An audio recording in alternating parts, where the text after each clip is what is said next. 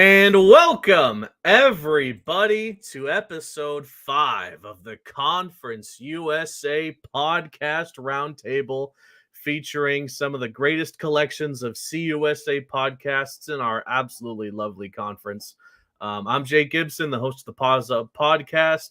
Joined right now are the 100 Miles of Hate boys, Jake and Steven. Funnily enough, it's ironic that you guys you're the only two guys here, considering what's about to happen in week 3. But I believe a few of the other podcasts will be joining as the show goes by, and that should be a fun one as we talk a bit about what we saw around Conference USA in week 1 and 2, which was some upsets, some shockers, some FCS teams winning, some blowouts, and a lot of fun memories already from the first couple of weeks of the season. Then we preview what to expect in weeks 3 and 4, which are, again, most of the teams in Conference USA will be wrapping up their non-conference schedules by then, but there will be a few Conference USA squads that will be duking it out with each other. And again, Middle Tennessee and Western Kentucky will be one of those in the 100 Miles of Hate rivalry. So, Jake, Steven, just how are you two doing?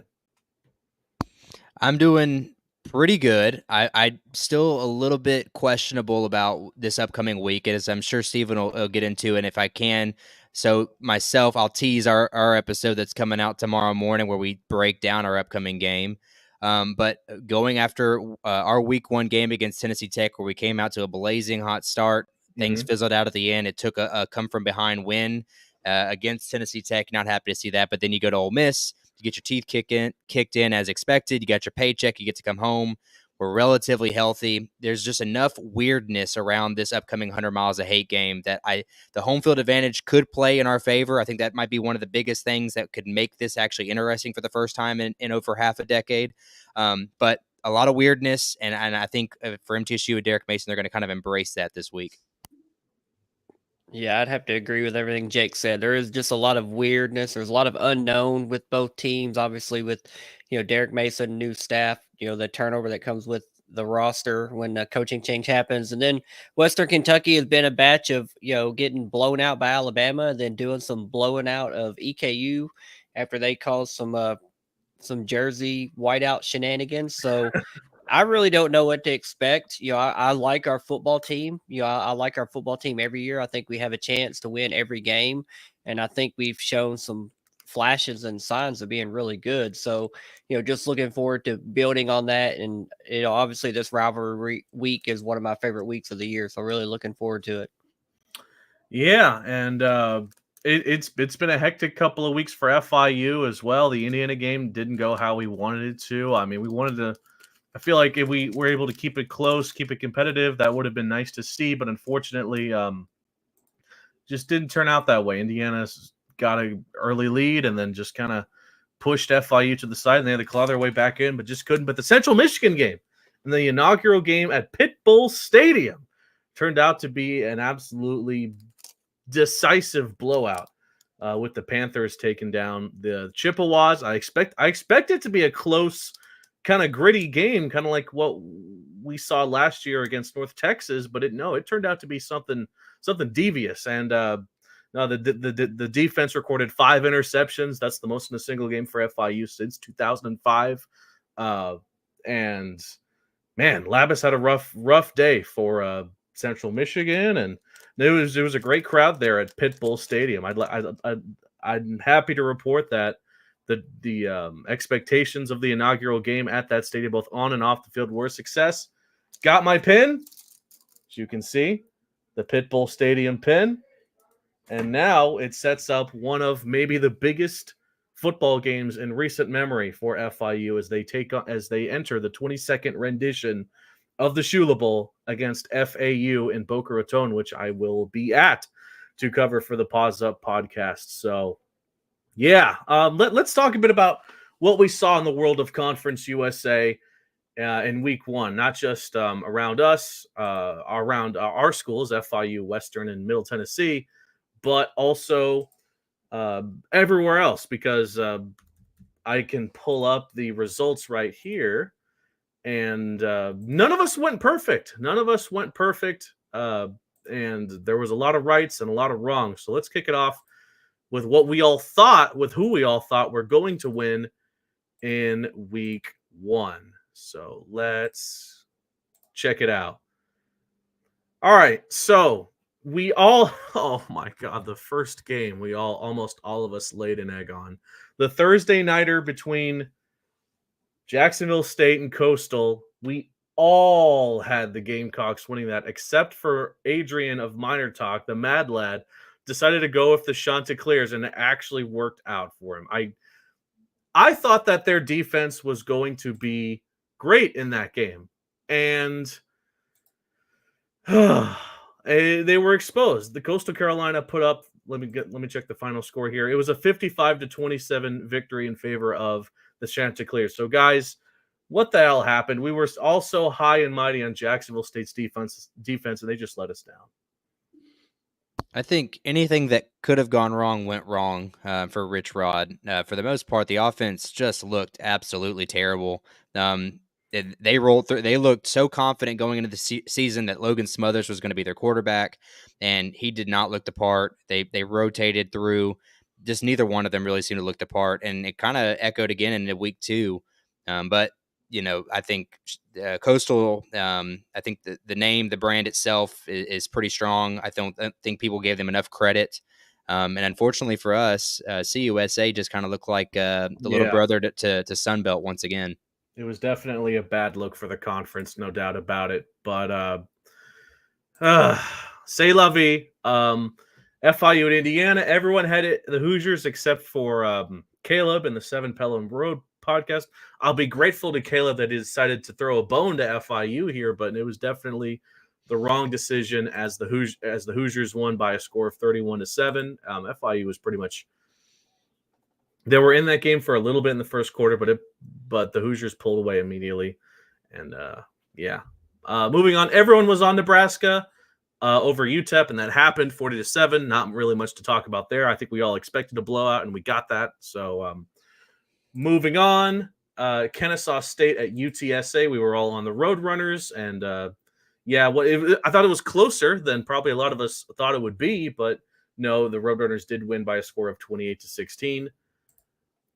Campbell and Liberty, I think this game was also closer than anyone expected. There was one point in that game where Liberty was only winning by so much, but they ended up pulling away in the end. They won 41-24.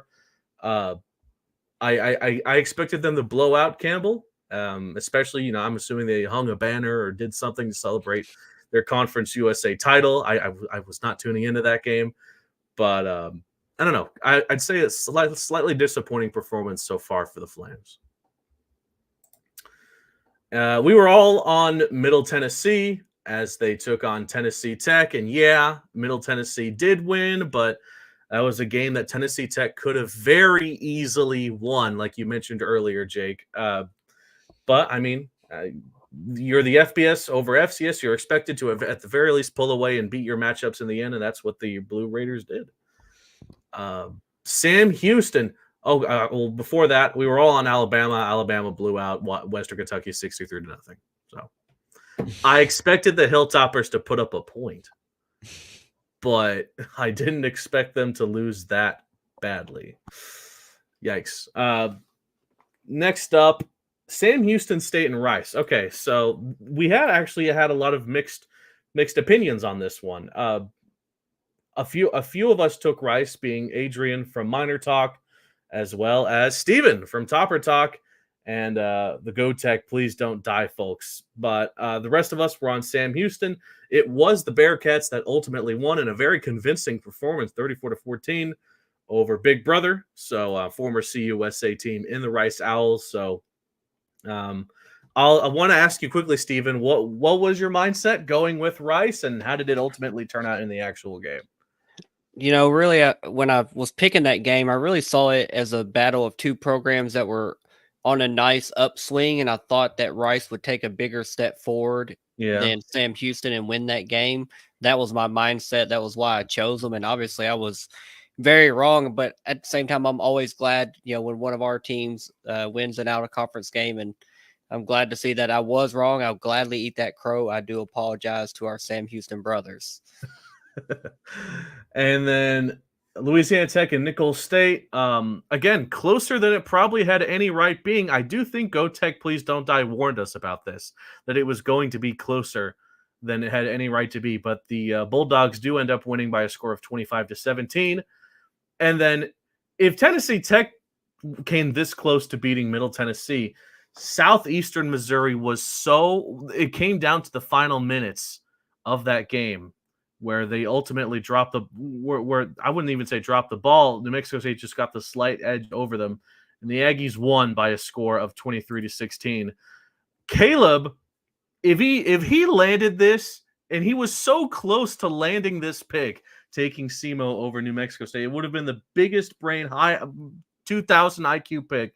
Sadly, it did not happen though, because it would have been very funny. So that was it for week one. Looking at the tally after week one, over half of us got 10 points total, got an underdog pick, but Caleb, Go Tech, Please Don't Die, and Stephen of Topper Talk did not do as well. So it is what it is. Now let's transition to more recently week two, because week two had some interesting matchups and some very poor decisions, such as yours truly for thinking Jacksonville State had a shot against Louisville. And all I'm going to say here is, listen, we had made this pick before week one, so I thought, oh man, maybe Jacksonville State's defense after beating Coastal could somehow stop Louisville. No, didn't happen. Louisville blew them out. Let me pull up the score here: 49-14. I guess Caleb also thought the same thing, but everyone else was smartly on Louisville. This was the first of a few nationally ranked opponents as well. Conference USA. Another one, of course, is Ole Miss, where, we were all on the Rebels, and the Rebels did what we expect them to with such a great team that they have there. My God, they're going to be a threat in the SEC. 52-3, final score. Jake, are you surprised that they even got 3 points? Surprised they got 3? No, not necessarily. I thought, and really, we kind of had a few opportunities to put more points on the board. There late in the game, we got inside the red zone and opted to go for it on 4th down. So, you're turning over field goals for the potential opportunity to score touchdowns there. But really, I know the score doesn't show it, 52-3. I mean, we got our teeth kicked in, but I think there was a few positives to pull away. The fact that Jackson Dart had to keep his pads on and play in the third quarter, I thought was a good thing.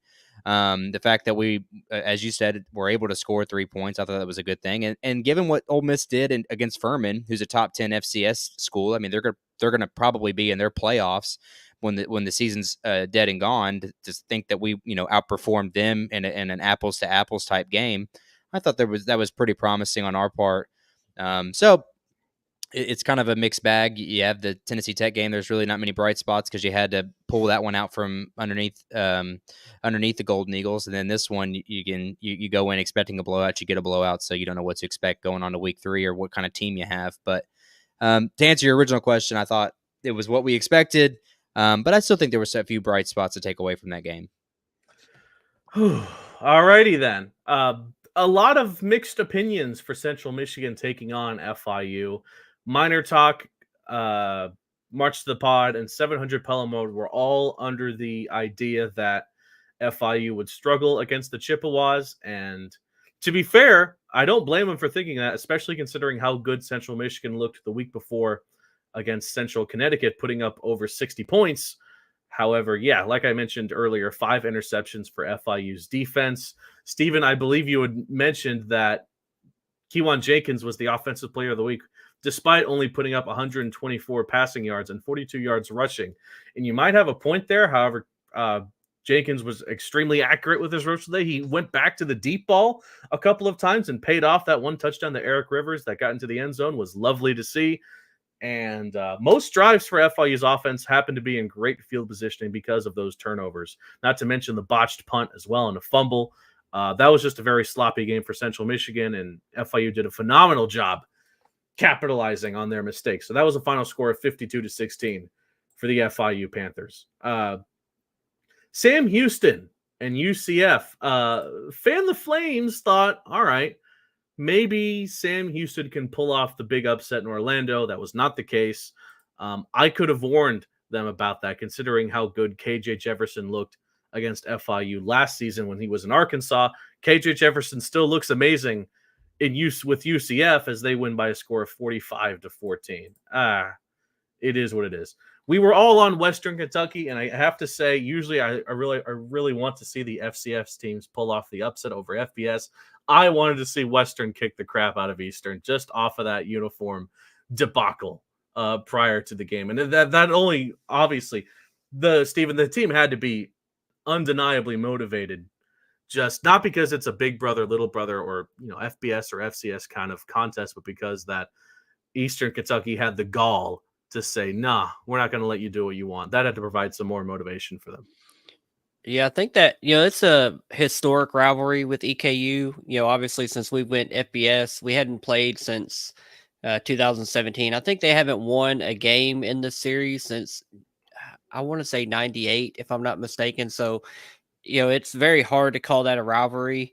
And then, when I heard about the uniform situation a couple days, like a day and a half before it was announced, I heard about it and I didn't realize it was going to blow up and be as big a deal as it turned into. When it came out Wednesday, it just caught fire and just lit a lot of people up. And yeah, our players, our team, our staff, everybody was pretty okay.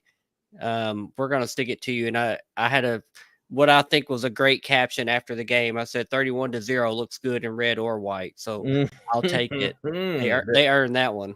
Yeah, they absolutely did that. They put up the hurting on them. And Fan the Flames and GoTech thought that Kennesaw State would finally get their first FBS win against the Louisiana Raging Cajuns. Unfortunately, that was not the case, as they won by a score of 34-10. Fellas, I hate to say it, but so far the Sun Belt's looking really good against Conference USA to start this FBS season. It sucks to say, but it's tough out there. And I don't think Kennesaw is going to go winless. They're going to get a win eventually somewhere. But I genuinely had feelings that they could pull it off against Louisiana, especially because it was their home opener. But say la vie. We were all oh no. We were all on UTEP over Southern Utah. In our fairness, I doubt many of us did that much research on Southern Utah. We just saw they were FCS and said, all right, UTEP will do this. They packed the house, 49,000 in the Sun Bowl to watch this event, and UTEP crapped the bed. Oh my gosh. 27-24 final score. Southern Utah steals a game.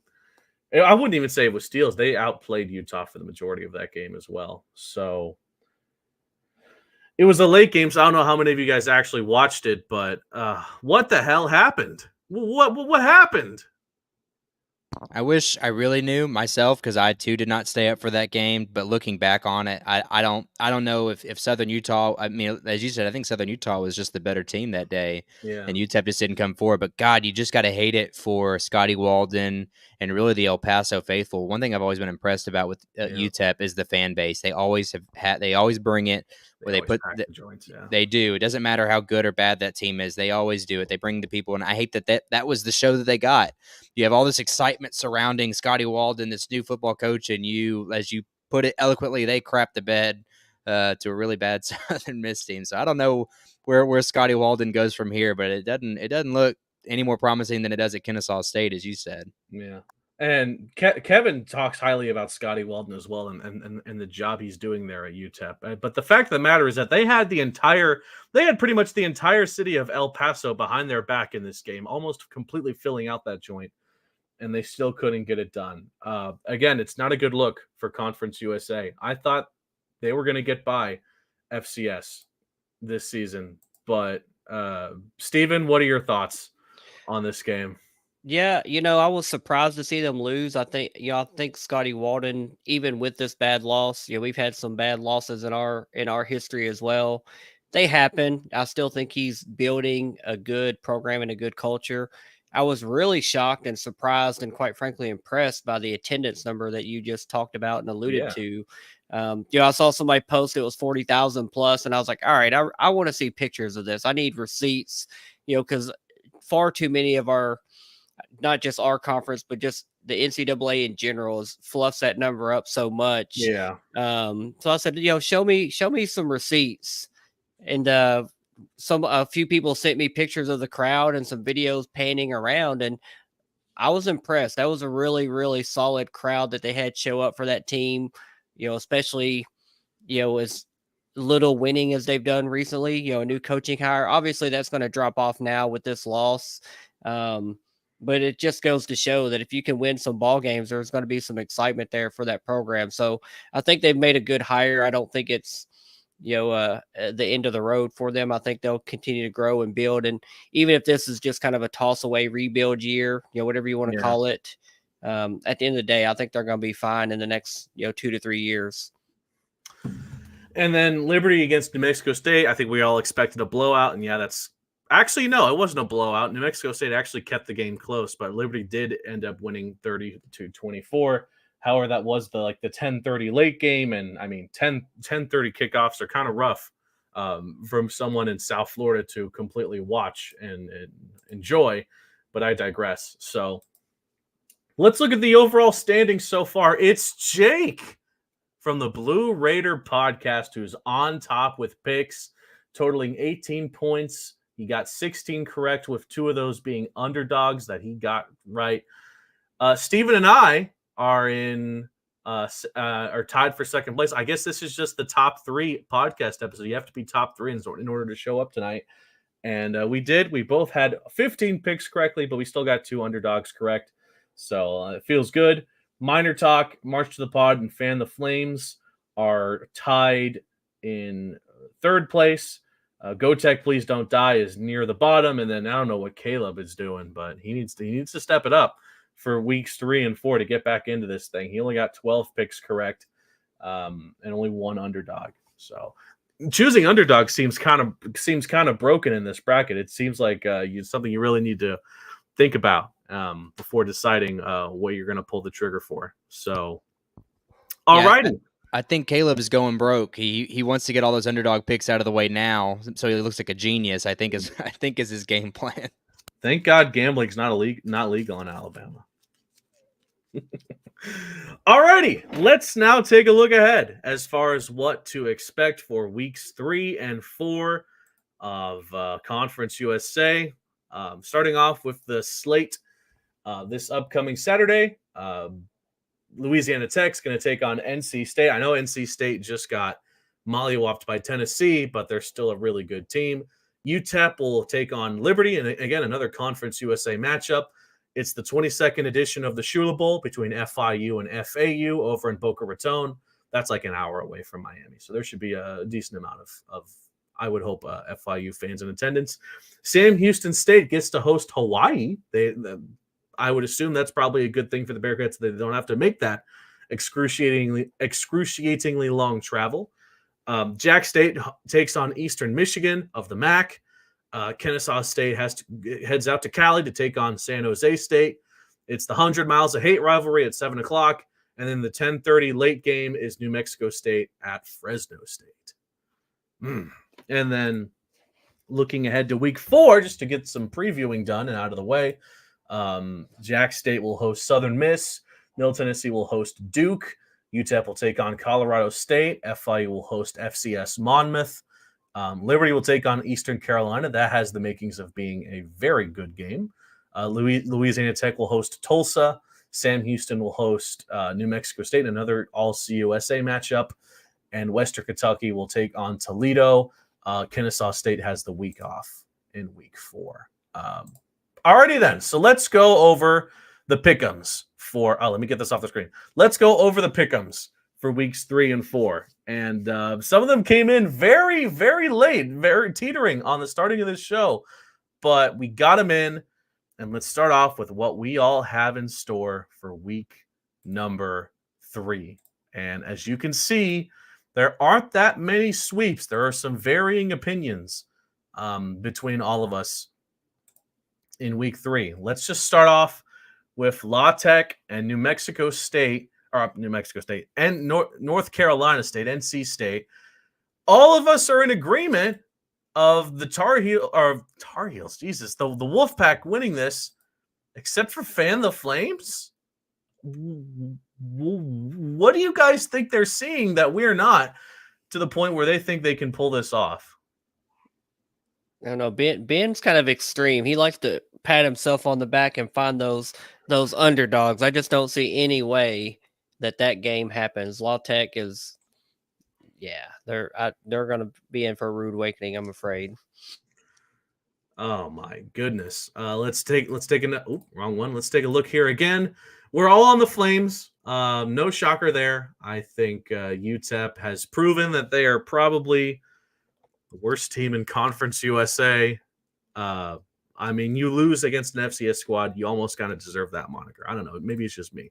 But we're all in agreement the Flames should take down UTEP, no problem. The Shula Bowl has some interesting opinions on this. Go Tech, please don't tie. Steven from Topper Talk, Fan the Flames, and March to the Pod are all in agreement that FIU will go on the road, beat their rivals who they haven't beaten since I think 2016, and be 2-1 on the season, which would be a dream. However, Jake from Blue Raider, Minor Talk, and Caleb from 700 Pelham Road think differently. So honestly, I'd like to ask you guys, starting off with Jake from Blue Raider, why do you think FAU will take down the streaking hot FIU Panthers? I think a part of it comes from the fact that what we saw from FIU, albeit very impressive against Central Michigan there in week 2, I don't think that is indicative of the type of season that FIU is going to have. I think that this rivalry runs deep, so maybe it does mean a little bit more for FIU, but I just think FAU, again, is kind of making that, they've taken that step when they moved to the American Athletic Conference, which a lot of people thought that they wouldn't make. But I do think they're a lot more competitive this year than they have been in years past. I still, sorry, my fellow Jake, I haven't quite bought into FIU. So I think this is more to do with FAU, the fact that program has taken the steps necessary to become more competitive in the American Athletic Conference, which admittedly is a better conference, as we saw this last weekend with Sam Houston State getting their teeth kicked in from UCF. But that's really where it falls. I think that FAU has taken their game to the next level, and I haven't quite fallen into the FIU. FIU is that competitive quite yet. So UCF is in the Big 12, right? I sometimes forget that as well. They actually right. made the journey to the Big 12.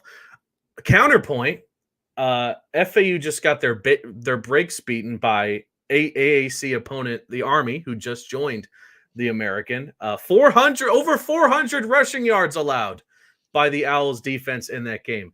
I'm thinking, because FIU's rush offense looked really good against Central Michigan. Keyshawn Owens and Lexington Joseph were running all over the field. If they can do half as good as Army did against FAU, my gosh, they're going to not only have the lead, but they're going to kill clock doing it as well.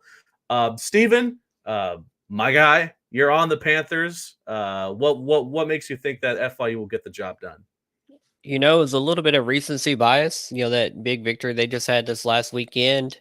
And again, I think they're a team and a program that's on the uprise. Mm-hmm. And if they can put together consistent defensive performances like they had this last week, obviously 5 interceptions may not happen every game and every week, but just being tough, in your secondary and coverage in general, is going to make your life a lot easier. And then scoring a lot of points, you put up 50 plus, just being more consistent on offense. I think they have the ability. They've shown that now. So really it's just about being consistent with their overall team performance. So it was kind of a coin flip, and I really just took that recency bias of that big victory they just had this last weekend over Central Michigan and kind of, used that as my reasoning for why I picked them.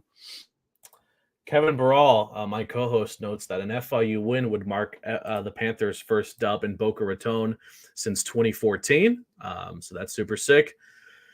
All right, let's move on to Hawaii and Sam Houston. Someone in the chat pointed this out. Steven Stadler points out that Hawaii nearly beat UCLA in their first game. It surprises me everyone's picking Sam Houston.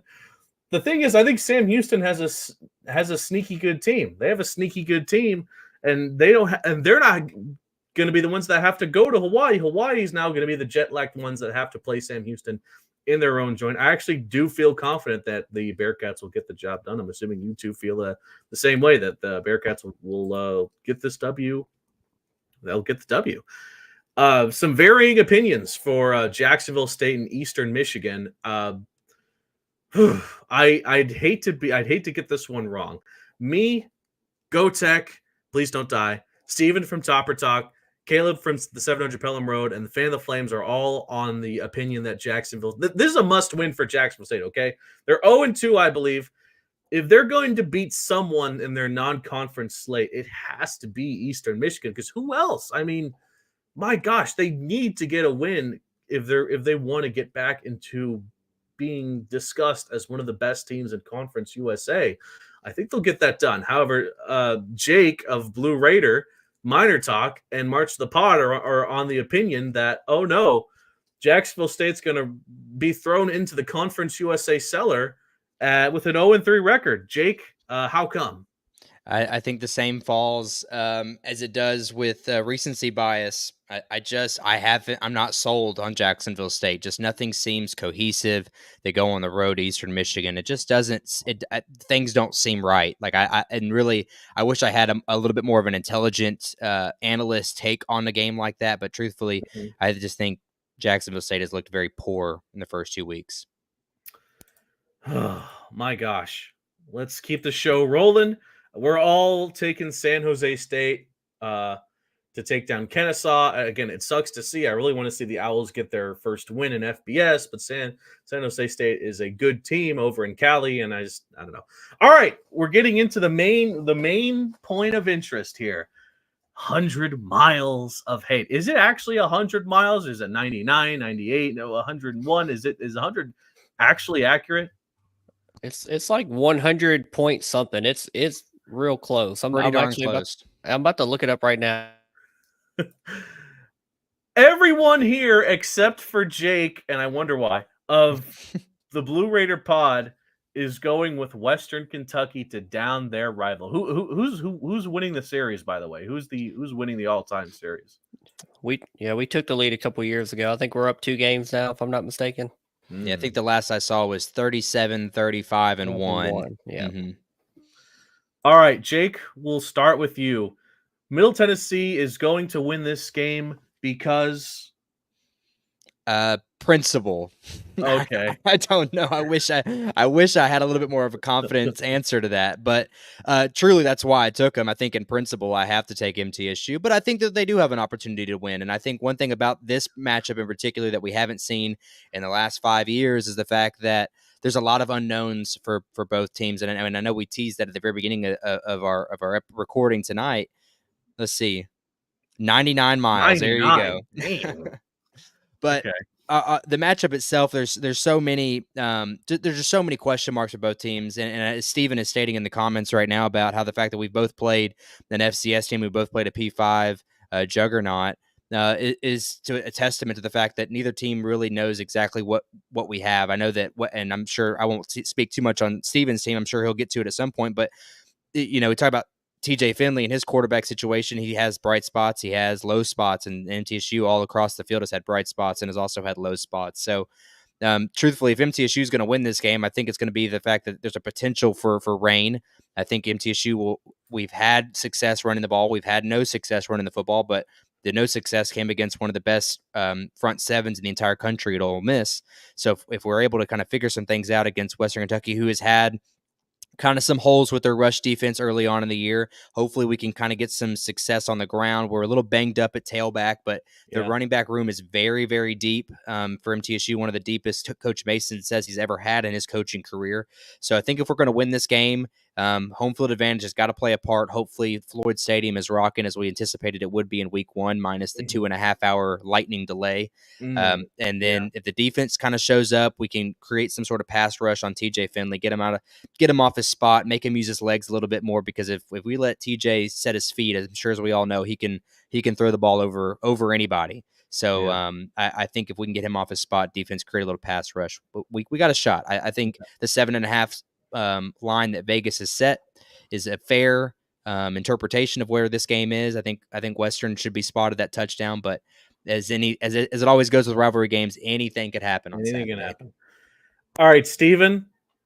Western Kentucky is going to walk into Murfreesboro and defeat the Blue Raiders and their new scoreboard Because Well, one, it's been 2,138 days since MTSU has last beat us. I keep this tab open on my phone, and I just like to refresh it every once in a while.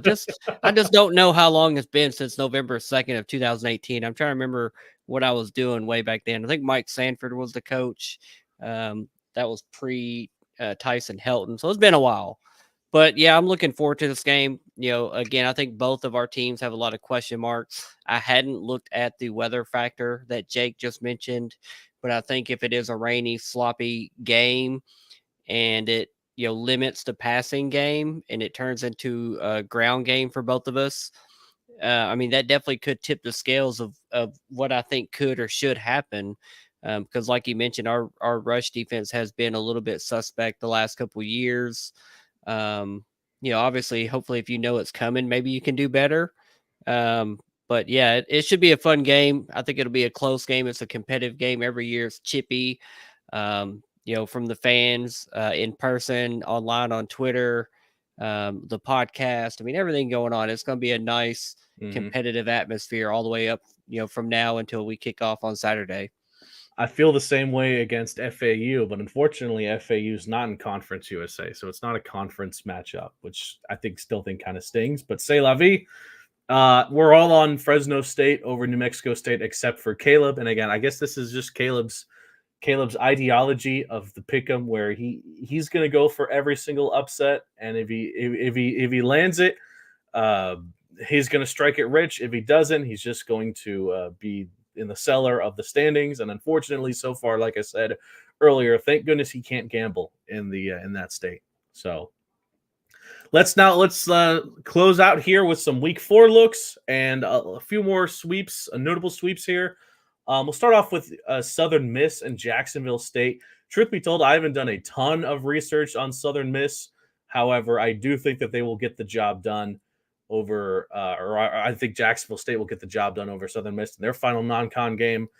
Go Tech, please don't die. Topper Talk, 700 Pelham Road, and Fan the Flames think the same way. However, March to the Pod, Minor Talk, and the Blue Raider Pod think differently, that Southern Miss is going to just, like, the season from hell for Jacksonville State is going to continue.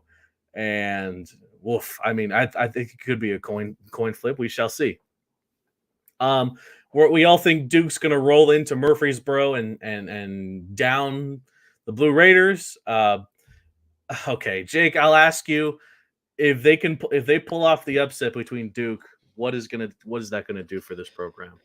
Well, if I can be entirely honest, again, the reason I chose MTSU over Western was from more of a principle standpoint. I couldn't possibly put Western on there. But when it comes to the Duke game, I know I chose Duke, but I truthfully think MTSU has a better opportunity to win the Duke game than they do the Western Kentucky game. Duke looks extremely vulnerable their first 2 weeks. They have not impressed me at all. New head coach Manny Diaz seems to have some issues on his offensive side of the ball, which may be to our benefit, because defense has kind of been an area that I think we have excelled at. I know that giving up 52 points to Jackson Dart isn't necessarily the best example of that, but I do think that the defense has its bright spots. And Duke, with their struggling offense, I think has an opportunity to roll into Murfreesboro for whatever reason, signing that contract, but give MTSU an opportunity to steal one away. I think if from the non-conference schedule remaining, which is Duke and now top 25 team Memphis, or at least they were coaches poll. I'm not sure where they finished in the AP poll, but I think MTSU's best opportunity to win in this upcoming 2-week venture that we do here at the podcast is the Duke game. Yeah, exactly. Yeah, absolutely. I can't agree with Kevin more. We own Miami, so I think it's only fitting that we beat Manny once more there in Duke. That's a great point, Kevin. That is some masterclass penmanship, Kevin. All right, we're all in agreement that UTEP's going to get rolled by Colorado State, and we're all in agreement that FIU will take down Monmouth FCS team. Don't need to spend too much time on either of those. Now, I think we are in the making for a fantastic game here between Liberty and Eastern Carolina. Funnily enough, I think it's going to be the game of this week, and the next week, Liberty will take on Appalachian State, which will be another banger. However, we are all in agreement that Liberty will get the job done, with the exception of March to the Pod, I don't know if it's something that Go Tech or Fan the Flames said, but they're gonna roll with the Pirates on this one, and I don't know. Steven, uh, I'll ask you just to preview what should be a big milestone game for Conference USA. What do you think about the matchup? I want Liberty to win. I hope that they win. As I do all of our conference mates and pretty much all their out of conference games. I want them to win, but they need to figure it out. They've had a rough couple of weeks to Yeah. start the season. When I went to bed, their game with New Mexico State, they were losing, and I woke up like, "What? They pulled out a victory?" But Mhm. we know what they're capable of. We know they can be a really good program. They seem to be really undisciplined this year. I've seen and heard of a lot of penalties. I didn't watch the entire game versus New Mexico State, but that's one of the easiest ways to lose is to beat yourself. We obviously know they have a lot of talent, and I want them to win that game, but they've not looked great to start this season. Saw plenty of fans coming into this season saying, this team can lose 1, 2, 3 games easily. Yeah. And what I've seen so far, I don't disagree. They can definitely be beaten. They've shown that. Now they pulled out some tough victories. That's what good teams do. But yeah, they look vulnerable, that's for sure. But they need to go win this game and Yeah. definitely that App State game following it up.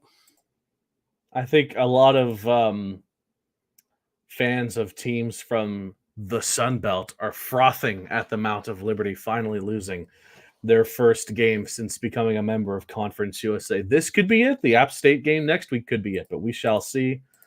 Uh, Tulsa and Louisiana Tech, for some reason, I don't know. Some people are on the Bulldogs, Go Tech, and Fan the Flames. See something that I and Jake and Steve also don't see because we're all on Tulsa to win that one. Uh, Same thing with New Mexico State and Sam Houston. I think Sam Houston State's on the come up and New Mexico State's on the come down.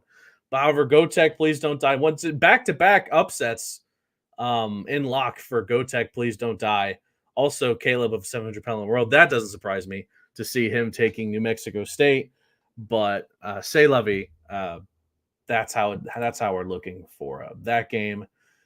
And last but not least, Steven and everyone else, with the exception of March to the Pod again, think that Western Kentucky will get the job done at home over Toledo.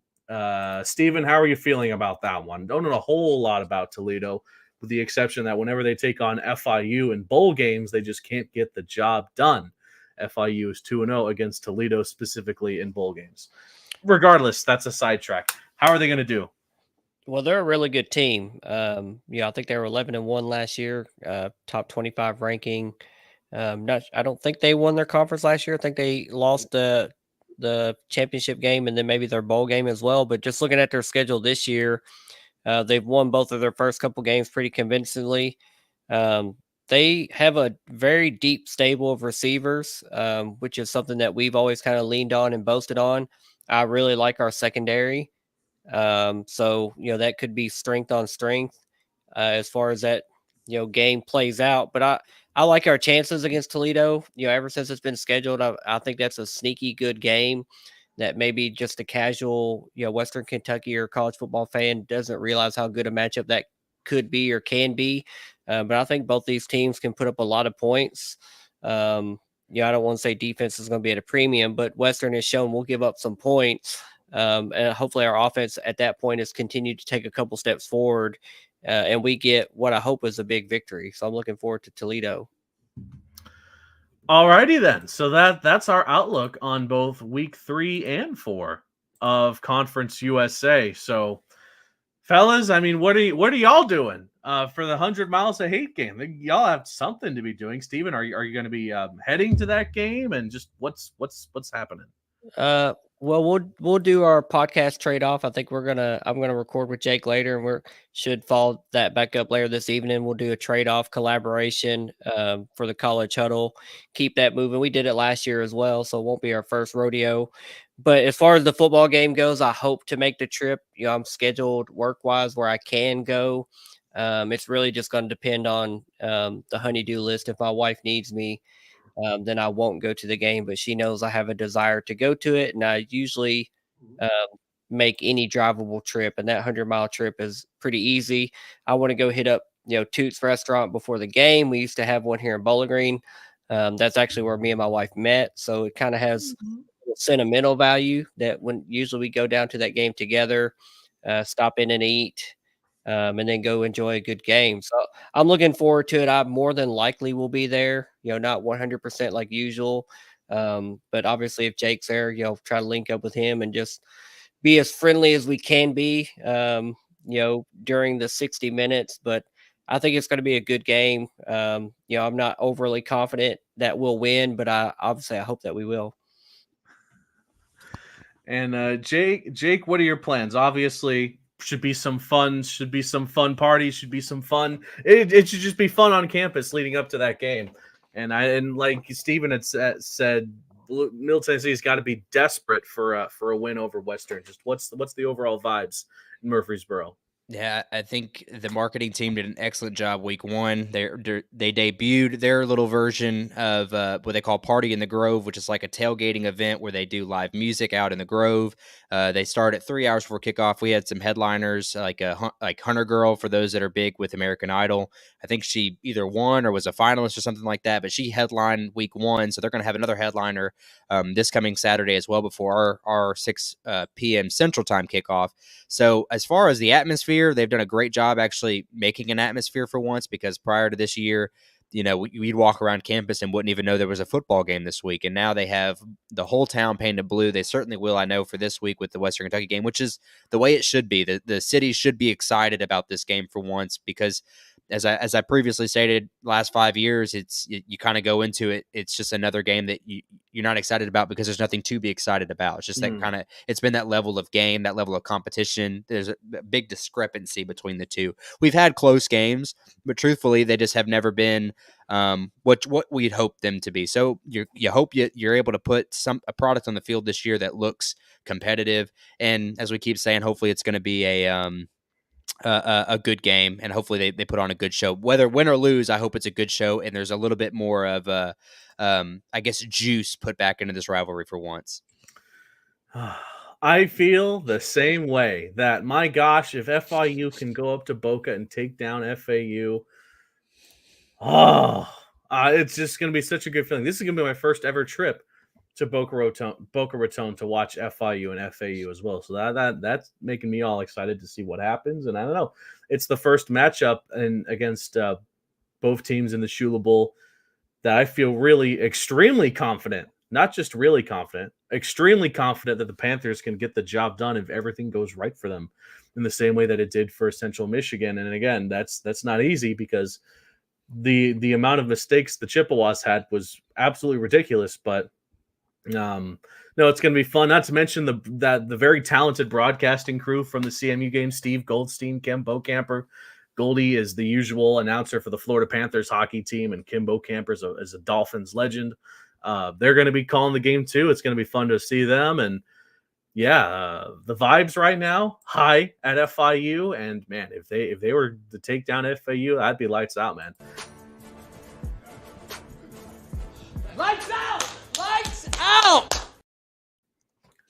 Anyways, all right, everybody. Final thoughts on Conference USA as we get ready for weeks 3 and 4.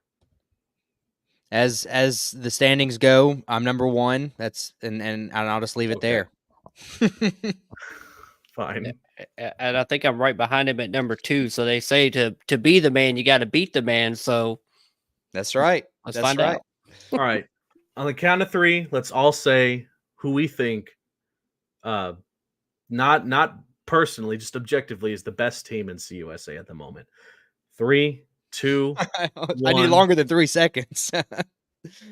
I'm gonna say Liberty, but that's gonna be Liberty question mark. Yeah, that's I mean, I'll say Liberty by default, but like I don't think that there's a clear favorite this early. All right, and now the worst team in Conference USA. 3, 2, 1. UTEP. Sorry, guys. Yeah, sorry, UTEP. Hey, guys. and I said it week 1. I got all this flack and crap from El Paso that where's the UTEP? Where's the representation? They are who we thought they were. I'll leave it there. You love to see it. Alrighty then. So, fellas, it was great talking with you guys. Episode 6 will be in a couple weeks where we'll look at what happened in weeks 3 and 4 and then preview weeks 5 and 6. So it should be a fun time. And until then, go watch some football, go root for your favorite team, and we will see you in a couple of weeks. Have a great rest of the night, everybody. Pause up.